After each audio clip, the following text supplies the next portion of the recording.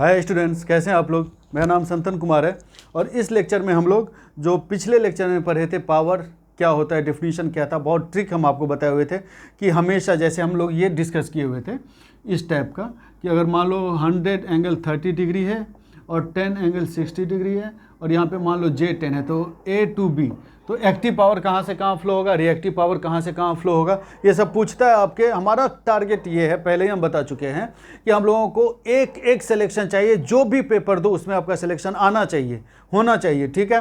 तो इसीलिए बहुत डिटेल में हम लोगों को पढ़ना है और हम ये दावे के साथ इसलिए बोल सकते हैं क्योंकि मेरा 8 साल का एक्सपीरियंस है और NIT इलाहाबाद का B.Tech है, ठीक है। तो इसी वजह से आपको पूरा डिटेल में पढ़ना हम लोगों को, ठीक है। तो हम आपको ये बताए हुए थे, पहले तो हम आपको ये पूरा सॉल्व करवाए हुए थे, फिर हम आपको ट्रिक बताए हुए थे कि एक्टिव पावर कहाँ से कहाँ फ्लो होगा, रिएक्टिव पावर कहाँ से कहाँ फ्लो होगा।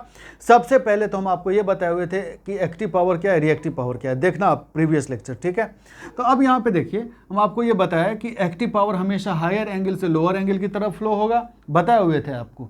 एक्टिव पावर कहाँ से कहाँ, higher angle to lower angle flow होगा और रिएक्टिव पावर कहाँ से कहाँ, रिएक्टिव पावर फ्लो होगा higher voltage to low voltage, ठीक है। इस चीज़ को याद रखना, रिएक्टिव पावर हमेशा वोल्टेज पे डिपेंड करेगा, एक्टिव पावर हमेशा एंगल पे डिपेंड करेगा, ठीक है। अब ये एंगल कौन सा होता है, इसको हम लोग लोड एंगल बोलते हैं। और ये क्या है, तो क्योंकि अभी मशीन अभी नहीं हुआ, वहाँ तक नहीं पहुँचे, मशीन का भी लेक्चर चल रहा है पैरेलल में, ठीक है। आप लोग सब्सक्राइब करना, आप लोग फ़ायदे में रहोगे, ठीक है। तो बस हम लोगों को पूरा डिटेल में देखना है ये चीज़, ठीक है। अब देखते हैं, स्टार्ट करते हैं। आज का जो टॉपिक है हमारा, इस चीज़ को याद रखिएगा आप लोग, ठीक है। आज का जो टॉपिक है हमारा वो ये है कि हम लोग पावर सिस्टम में 3 फेज़ का ही यूज़ क्यों करते हैं, 2 फेज़ का यूज़ क्यों नहीं करते हैं, 6 फेज़ का यूज़ क्यों नहीं करते हैं। आज का टॉपिक ये हमारा छोटा सा ही रहेगा, फिर आगे हम लोग और भी पढ़ेंगे। तो Y in power system transmission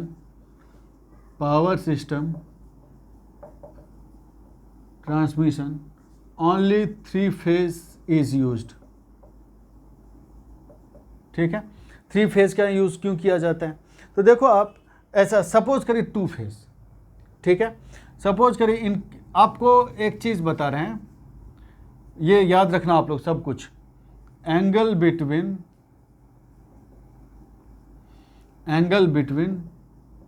2 phases equal to 360 divided by n होता है, ठीक है। याद रखना, ये angle between 2 phases 360 degree divided by n होता है।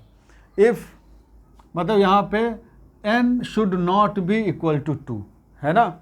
अगर n इक्वल टू 2 होता तो फिर क्या होता, डिस्कस करते हैं, अभी लिख लो, इक्वल टू 90 डिग्री जब n इक्वल टू 2 है, ठीक है। अगर आप सपोज करो 360 डिग्री बाय n ही करते जब n इक्वल टू 2 है, तो अगर n इक्वल टू 2 है तो 360 डिग्री डिवाइडेड बाय 2 कितना होगा, 180 डिग्री। मतलब 2 लाइन जस्ट अपोजिट डायरेक्शन में, ऐसा ये तो सिंगल ही फेज हो गया ना, ये तो एक ही फेज हो गया, है कि नहीं। 180 डिग्री मतलब क्या, एक इधर तो एक जस्ट अपोजिट, करेक्ट। तो इसलिए angle between 2 phases should B 90 degree. याद रखना ये सब चीज़, ये डायरेक्ट क्वेश्चन पूछेगा आप लोगों से, ठीक है। बहुत इंपॉर्टेंट है, SSC JEE RSM SSB सब हर जगह पूछेगा ये चीज़, है ना। UPPCL JEE या कहीं पे भी देखो आप। तो angle between 2 phases should be 360 degree divided by n, और ये सब चीज़ है, ठीक है। When n is not equal to 2, और जब n इक्वल टू 2 हो तो 90 डिग्री, ठीक है। तो अब आप यहाँ पे ये देखिए, इसको मिटा दे रहे हैं हम। अब यहाँ पे आप ये देखो कि अगर मान लो हम लोग 2 फेज का यूज़ करें, एक मिनट रुक जाओ। अगर मान लो आपकी हम लोग 2 फेज का यूज़ करें, तो 2 फेज का यूज़ करने का मतलब 90 डिग्री होना चाहिए, तो 2 फेज का यूज़ करेंगे तो 90 डिग्री, करेक्ट। अब आप ये सपोज करिए कि इसमें 10 एंगल 0 डिग्री जा रहा तो 90 डिग्री, तो 10 एंगल माइनस 90 डिग्री जाएगा। इसमें करंट है ये, एम्पियर और एम्पियर, है कि नहीं, समझ रहे हैं ये चीज़, है ना। तो 10 एंगल 0 डिग्री, तो इसमें 10 एंगल माइनस 90 डिग्री जाएगा, करंट इतना है। अब यहाँ पे KCL तो फॉलो नहीं हो रहा है ना। KCL क्या होता है कि इस पे टोटल समेशन 0 होना चाहिए, तो मतलब जितना इधर जाना चाहिए उतना ही इधर आना चाहिए। तो 10 एंगल 0 इधर जा रहा है, 10 एंगल 90 डिग्री इधर आ रहा है, तो ये तो मैग्नीट्यूड बाय सेम है, मतलब मैग्नीट्यूड इसका सेम आ रहा है, लेकिन एंगल तो अलग अलग है, है कि नहीं। मतलब ये जो भी है एंगल अलग अलग है, मतलब इन एनी कंडीशन ये KCL तो यहाँ पे सेटिस्फाई नहीं हो रहा है। KCL क्या होता है, summation of total incoming current should be equal to 0 या आउटगोइंग करंट 0 होना चाहिए।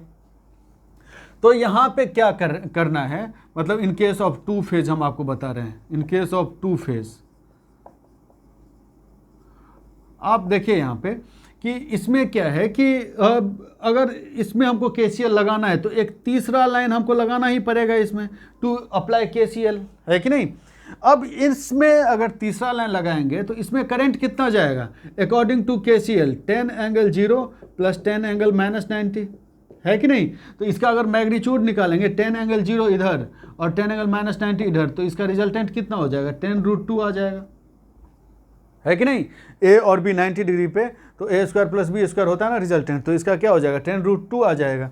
मतलब ये ऐसा है, A इधर है और B इधर, तो ये कितना रहेगा √A square plus B square, है कि नहीं। तो अब ये कितना रहेगा 10√2 आ जाएगा। अब देखो आप, इसमें करंट 10 है, इसमें करंट का मैग्नीट्यूड 10 है, अब यहाँ पे करंट का मैग्नीट्यूड 10√2 आया, तो करंट तो इस तीसरे लाइन में इंक्रीज हो गया, है कि नहीं। तो जब भी करंट इंक्रीज हो जाएगा, मतलब जब भी करंट का वैल्यू इंक्रीज हो जाएगा तो रेसिस्टेंस क्या होना चाहिए, डिक्रीज होना चाहिए, है कि नहीं। तो इसका रेसिस्टेंस इससे भी कम होना चाहिए, और रेसिस्टेंस क्या होता है ρL/A, तो मतलब एरिया इंक्रीज होना चाहिए, है कि नहीं। तो मतलब करंट इंक्रीज होने का मतलब area of cross section increase, है ना। मतलब ज़्यादा एरिया का कंडक्टर लगाना पड़ेगा, मतलब ज़्यादा मोटा कंडक्टर लगाना पड़ेगा, ठीक है। तो जब ज़्यादा मोटा कंडक्टर लगाना पड़ेगा इसका मतलब वो कॉस्टली हो जाएगा, है कि नहीं। तो इस केस में क्या होगा, कॉस्ट जो है इस केस में इंक्रीज हो जाएगा, ठीक है।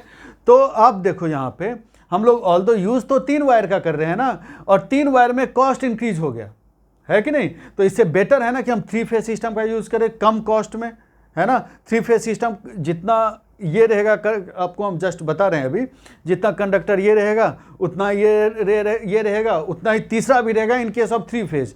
2 फेज में तो ये ज़्यादा मोटा करना पड़ जाएगा हमको, तो 3 लाइन का यूज़ भी करना पड़ा और ज़्यादा कॉस्टली भी है, तो ये तो कोई अच्छी बात नहीं है ना। तो इसीलिए इन पावर सिस्टम ट्रांसमिशन 2 फेज का यूज़ कभी नहीं करते हैं, क्यों, क्योंकि कॉस्ट बहुत ज़्यादा इंक्रीज हो जाता है, ठीक है। समझ गया ये चीज़, है ना। अब अगर देखें आप, इसको मिटा दें,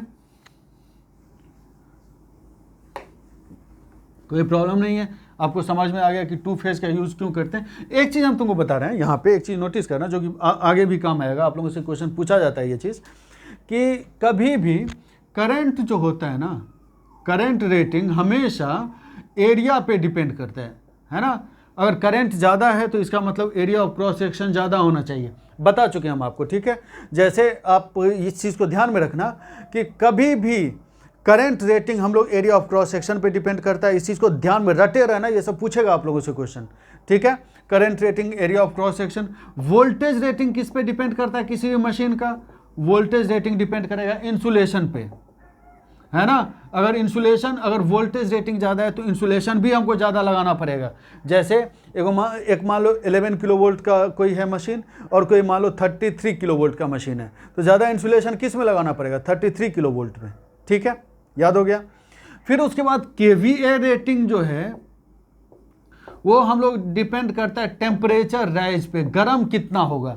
अगर मान लो 30 KVA का मशीन है ना, तो 30 KVA जब सप्लाई कर रहा होगा तो इसका मतलब कुछ ना कुछ गर्म होगा, ठीक है। तो वो जो होगा वो मैक्सिमम होगा, उससे वो जो रेटिंग दिया होगा ना, वो ये चीज़ जानबूझ के, वो सोच समझ के दिया होगा रेटिंग कि हाँ भाई इससे ज़्यादा अगर 30 KVA से ज़्यादा लगाएगा ना तो ये बहुत ज़्यादा गर्म हो जाएगा और वो उस मशीन का लाइफ कम हो जाएगा, इंसुलेशन मेल्ट हो सकता है, मतलब पिघल सकता है, इतना गर्म हो जाएगा, ठीक है। तो KVA रेटिंग हमेशा टेम्परेचर राइज भी होगा। तो KVA रेटिंग अगर ज़्यादा है, मतलब KVA अगर ज़्यादा, अच्छा रेटिंग मतलब क्या होता है, किसी मशीन का रेटिंग, रेटेड वैल्यू, इसका मतलब क्या होता है, रेटेड वैल्यू मतलब ऐसा होता है ना कि ऐसा नहीं कि उसी पे काम कर रहा है मशीन, वो मैक्सिमम है, मतलब उस पे, उस तक रेटिंग तक अगर काम करेगा ना तो मशीन में कोई गड़बड़ नहीं होगा, कोई ठीक नहीं होगा, वो गारंटी में है। लेकिन अगर रेटिंग के बाद भी अगर करो तो ऐसा नहीं कि मशीन काम ही नहीं करेगा, काम कर सकता है लेकिन खतरा है ना, जल सकता है मशीन, इंसुलेशन जल सकता है, शॉर्ट सर्किट हो सकता है, बहुत कुछ हो सकता है, ठीक है। तो रेटिंग मतलब ये चीज़ है, समझ गए आप लोग। आपको पूरा बेसिक हम आपको बता रहे हैं, ठीक है। इसको मिटा दें, अब ये तो समझ में आ गया कि 2 फेज़ का यूज़ क्यों नहीं करते हैं। 3 फेज़ एक अलग कैटेगरी का है, तो उसको अलग से ही पढ़ेंगे हम लोग पूरा डिटेल में ही। अब है 6 फेज़ का यूज़ क्यों नहीं करते। तो देखो 6 फेज़ सबका यूज़ इसलिए नहीं करते क्योंकि ऐसा होता है, जैसे आप पावर सिस्टम पढ़े होंगे, 3 फेज़ पावर सिस्टम है, या देखो पावर स्टेशन देखे होंगे, तो वो सब 3 फेज़ के लिए कनेक्टेड होता है, ठीक है। तो अगर मान लो 6 फेज़ का यूज़ करते, तो इसका मतलब हम लिख दे रहे हैं, अगर पहले हम समझा दे रहे हैं, अगर 6 फेज़ का यूज़ करते हैं हम लोग, तो एरिया जितना है उससे डबल हो जाता है कि नहीं। जो पावर स्टेशन का एरिया है उससे डबल हो जाता, क्योंकि अभी हम लोग 3 फेज़ का यूज़ कर रहे हैं, और 6 फेज़ का यूज़ करते तो ऑब्वियसली डबल हो जाता। उसके बाद तार वार नंबर डबल हो जाता, जो तार ट्रांसमिशन लाइन देख रहे हैं वो डबल हो जाता। फिर उसके बाद सब मैन पावर भी ज़्यादा चाहिए आपको, तो इसका मतलब कॉस्ट बहुत ज़्यादा बढ़ जाता, ठीक है, डबल हो जाता ऑलमोस्ट, ठीक है। तो इसीलिए पावर ट्रांसमिशन के लिए हम लोग जो है ना 3 फेज़ ऑप्टिमम होता है। सिंगल फेज़ से ऑब्वियसली 3 फेज़ का पावर ज़्यादा ट्रांसफ़र होगा, ठीक है। तो अब यहाँ पे ये देखिए कि लिख दे रहे हैं हम कि 6 फेज़ 9 फेज़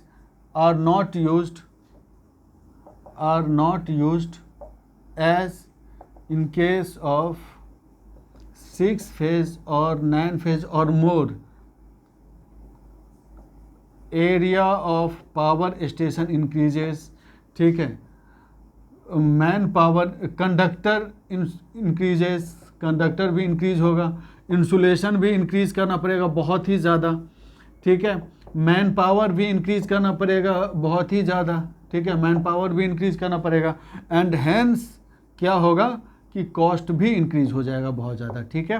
तो इसलिए इतना कॉस्ट ना हो इंक्रीज, इसलिए हम लोग क्या करते हैं, up to 3 phase system use करते हैं। 3 फेज़ सिस्टम में ऑप्टिमम पावर जाता है, ठीक है। तो hence 3 phase system is used, ठीक है, उसमें अच्छा खासा पावर चला जाता है, ठीक है। ये भी पढ़ने के लिए आ गया, ठीक है, समझ गए ये चीज़। तो बाकी चीज़ हम लोग 1 मिनट देखते हैं कि वीडियो बन रहा है या नहीं बन रहा है। ओके, तो बाकी चीज़ हम लोग नेक्स्ट लेक्चर में पढ़ेंगे। नेक्स्ट लेक्चर में हम लोग और भी पर यूनिट से स्टार्ट करेंगे इन पावर सिस्टम। आप लोग पढ़ना, बहुत डिटेल में देखेंगे हम लोग। Thank you.